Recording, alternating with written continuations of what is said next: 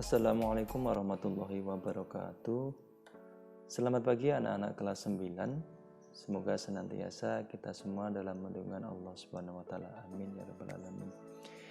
Anak-anak kelas 9, hari ini kita akan memulai pembelajaran untuk yang pertama kalinya, yaitu pelajaran ilmu pengetahuan alam, khususnya mapel saya yaitu fisika. Sebelum pelajaran kita mulai, anak jangan lupa untuk berdoa agar pembelajaran kita pada pagi hari ini bisa bermanfaat bagi kita. Dan jangan lupa siapkan alat tulis apabila anak-anak nanti bisa mencatat apabila ada hal-hal yang sangat penting. Baik, anak-anak, silakan diperhatikan untuk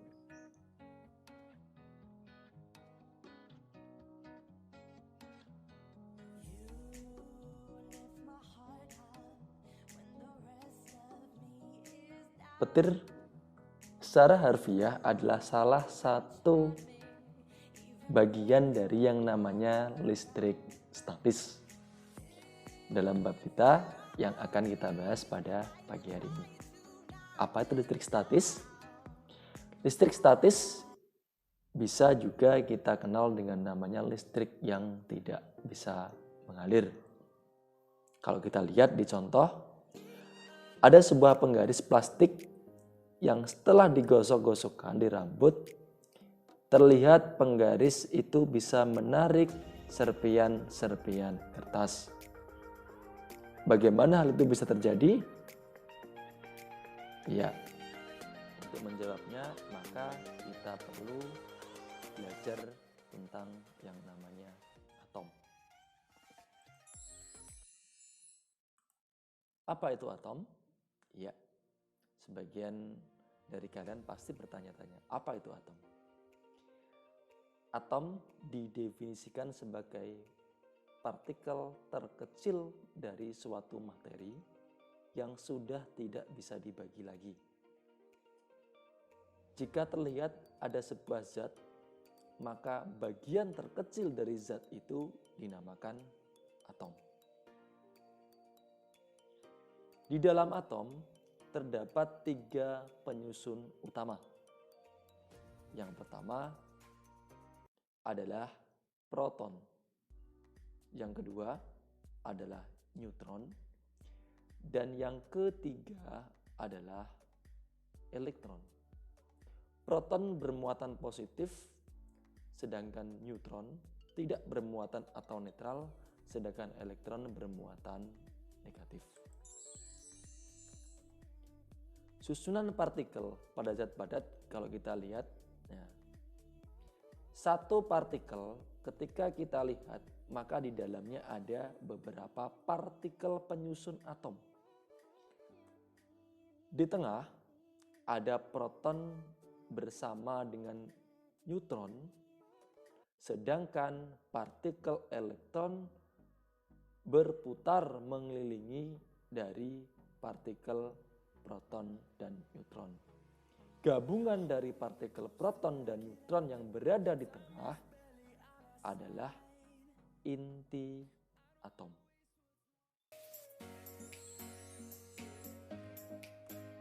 Atom terdiri dari partikel-partikel yang pertama, proton yang bermuatan positif, elektron yang bermuatan negatif, sedangkan neutron tidak bermuatan atau netral. Proton dan neutron membentuk inti atom yang dikelilingi oleh elektron. Sedangkan elektron dalam mengelilingi inti atom pada tingkat energi tertentu, semakin jauh dari energi elektron maka akan semakin kecil. Inti atau atom netral jika jumlah proton sama dengan jumlah elektron. Ingat, atom netral itu terjadi jika jumlah proton atau positif itu sama dengan jumlah elektron atau negatif. Sedangkan atom yang bermuatan positif jika mengalami kekurangan elektron. Ingat, atom bermuatan positif itu kekurangan elektron. Sedangkan atom bermuatan negatif itu jika kelebihan elektron, bukan kekurangan proton. Kesimpulannya, yang bisa berpindah atau bisa keluar masuk atom, partikel-partikel atom adalah elektron. Sedangkan proton tidak bisa berpindah. Nah, kita lihat itu ada model atom hidrogen. Elektron mengelilingi proton yang berada di tengah.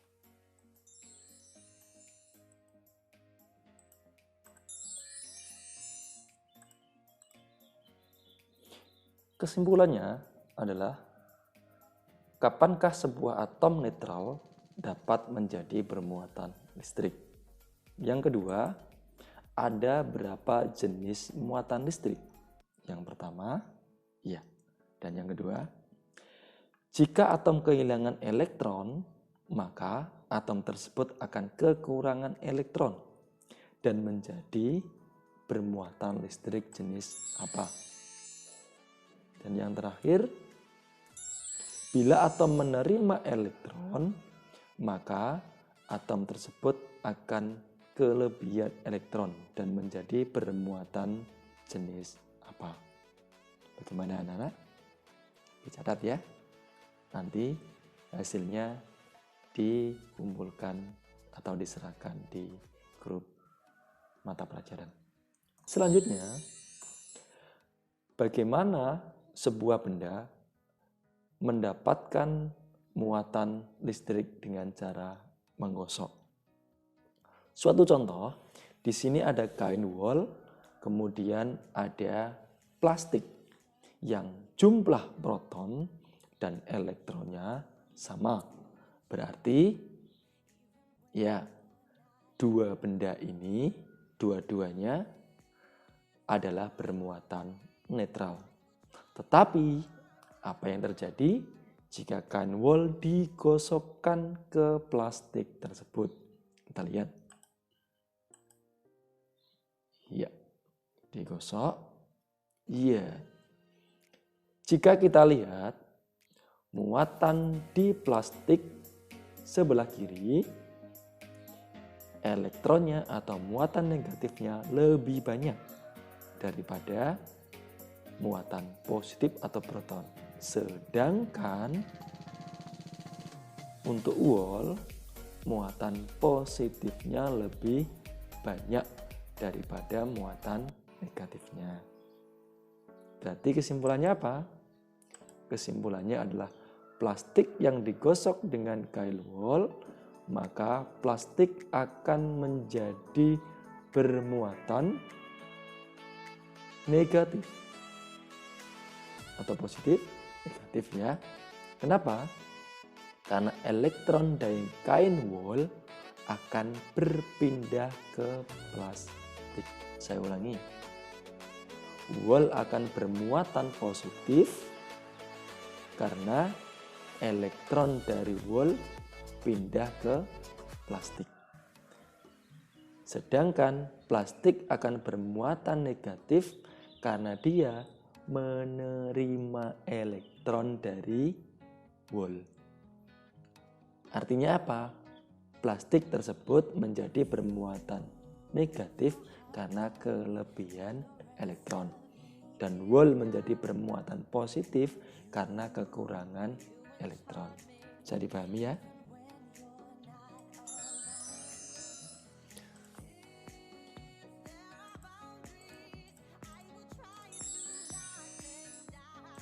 Interaksi antara dua muatan listrik. Oke. Di situ kalau kita lihat ada dua macam benda yang sama dan memiliki muatan yang sama. Kaca bermuatan positif. Ketika kaca satu didekatkan ke kaca yang lain, mereka akan menolak. Ya. Kenapa? Karena muatan yang sejenis jika didekatkan akan saling menolak. Bisa dipahami ya? Ingat, yang sejenis akan tolak menolak. Bagaimana apabila kaca yang satu positif dan yang satu negatif? Maka interaksinya akan berbeda, akan menjadi tarik menarik. Mengapa? Karena apabila ada dua muatan yang berbeda atau tidak sejenis didekatkan, maka akan tarik menarik. Oke.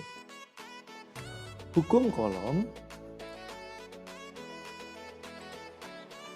apabila ada dua buah muatan yang memiliki jenis muatan yang sama, jika kita lihat itu ada Q1 bermuatan positif dan Q2 bermuatan positif.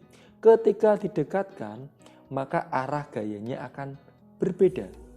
Yang Q1 ke kiri dan yang Q2 ke kanan atau tolak menolak. Sedangkan di bagian bawah, apabila ada dua buah muatan yang berbeda, seperti Q1 positif dan Q2 negatif, didekatkan, maka arah gaya mereka adalah tarik menarik. Dibuktikan Q1 arahnya ke kanan, Q2 arahnya ke kiri. Jadi mereka tarik menarik.